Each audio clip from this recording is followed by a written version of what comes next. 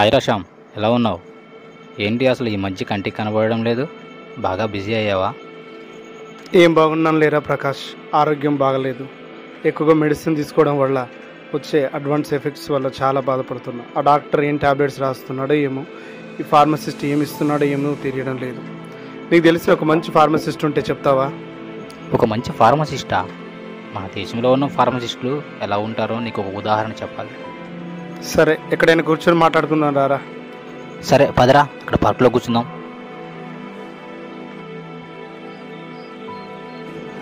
చెప్పరా, ఏదో ఉదాహరణ చెప్తా అన్నావుగా. ఒక హోటల్కి ఇద్దరు స్నేహితులు వెళ్ళారు.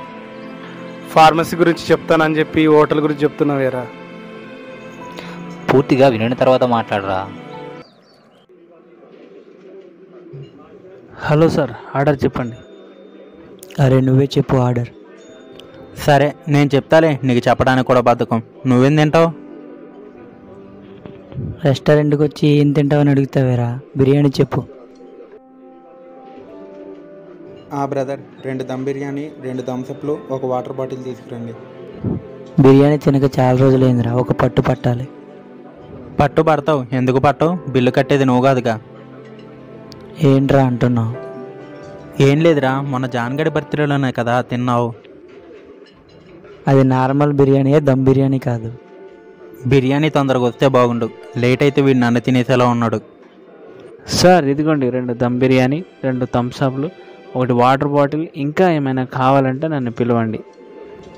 ఓకే, పిలుస్తాంలే బ్రదర్. ఆ పొట్టలో ఎన్ని బిర్యానీలు పడతాయిరా, ఇంకా పిలుస్తామంటున్నావు? అరే తొందరగా తిన్ను, బిర్యానీ చల్లారిపోతుంది. సర్లే, తింటున్నాలే. అరే ఏంట్రా, కడుపులో ఏదోలా ఉంది. పక్కనోడు బిల్లు కడుతున్నాడు కదా అని పొట్ట పగల తింటే ఇలానే ఉంటుంది. ఫుడ్ పాయిజన్ అయినట్టుంది. మెడికల్ షాప్కి వెళ్ళి మెడిసిన్ తీసుకుని ఇంటికి వెళ్ళాలి. సర్లే, జాగ్రత్తగా పో. ఇంకెప్పుడు పక్కనోడు బిల్లు కడుతున్నాడు కదా అని పొట్ట పగలు తినమాక. నువ్వు బిర్యానీ ఇప్పిస్తా అన్నప్పుడే నాకు డౌట్ వచ్చింది. ఏంట్రా ఇడు బిర్యానీ అంటున్నాడు అనుకున్నాను. అందుకనే నాకు ఈ కడుపు ఫుడ్ పాయిజన్ అయింది. ఏడ్చావులే, తొందరగా మెడిసిన్ తీసుకొని ఇంటికెళ్ళు. పోతున్నాలే.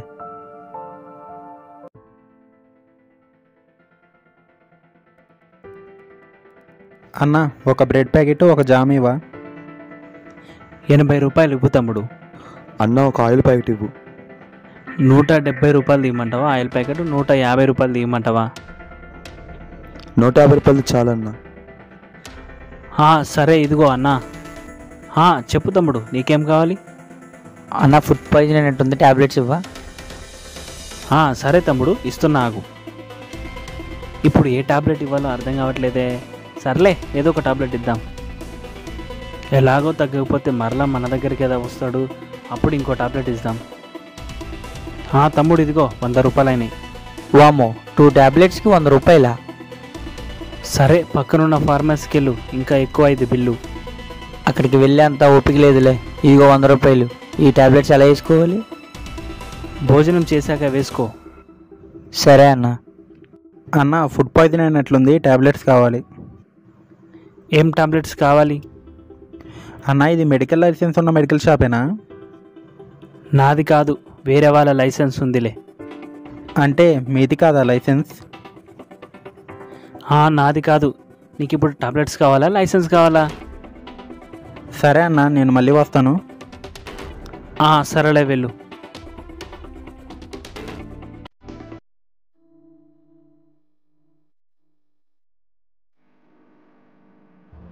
చెప్పండి సార్, ఏం కావాలి? ఫుడ్ పాయిజన్ అయినట్లుందన్న, కొంచెం ట్యాబ్లెట్స్ ఇవ్వండి.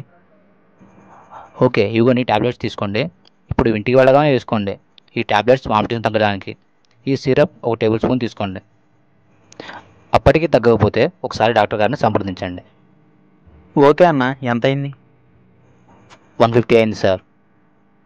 ఓకే అన్న, ఇవ్వండి డబ్బులు.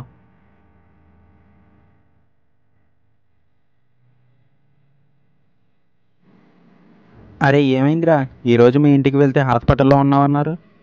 మొన్న ఫుడ్ పాయిజన్ అయింది కదరా, ఆ రోజు మెడిసిన్ తీసుకుని ఇంటికి వెళ్ళి ట్యాబ్లెట్స్ వేసుకున్నా. అవి సరైన ట్యాబ్లెట్స్ కాదంట. అవి ఎలా పడితే అలా యూజ్ చేయకూడదంట. ఫుడ్ పాయిజన్ అవ్వడం అలాగే ఈ టాబ్లెట్స్ వల్ల బాగా సీరియస్ అయింది. అవునా, సర్లే. ఇంతకీ డాక్టర్లు ఏమన్నారు? పర్లేదు, ఒక 2 డేస్లో డిశ్చార్జ్ అవ్వచ్చు అన్నారు. అమ్మయ్య, ఇంకెప్పుడు ఈ మెడికల్ షాప్లో పడితే ఆ మెడికల్ షాప్లో మెడిసిన్ తీసుకోకు. సరైన సర్టిఫికేట్ కలిగిన లైసెన్స్ కలిగిన మెడికల్ షాప్లోని మెడిసిన్ తీసుకో. సరేరా. సర్లే, విశ్రాంతి తీసుకో. డిశ్చార్జ్ అయ్యాక మాట్లాడుకుందాం. ఇప్పుడైనా అర్థమైందారా ఎటువంటి మెడికల్ షాప్లో మెడిసిన్ తీసుకోవాలో? బాగా అర్థమైంది. మంచి ఫార్మసిస్ట్ నంబర్ ఇవ్వమంటే ఇంత స్టోరీ చెప్పావు. నీకు అర్థం అవ్వాలని ఇంత స్టోరీ చెప్పాను. నాకు ఆల్రెడీ అనుభవం అయింది కనుకనే నేను నంబర్ అడిగాను రా. అవును, నిజమే కదా.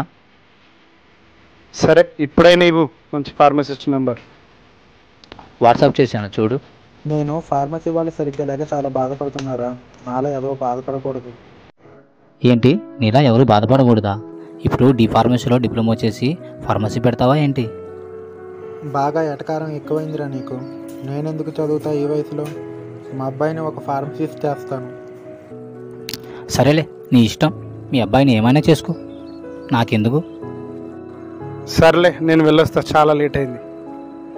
సరేరా, జాగ్రత్త. Okay okay.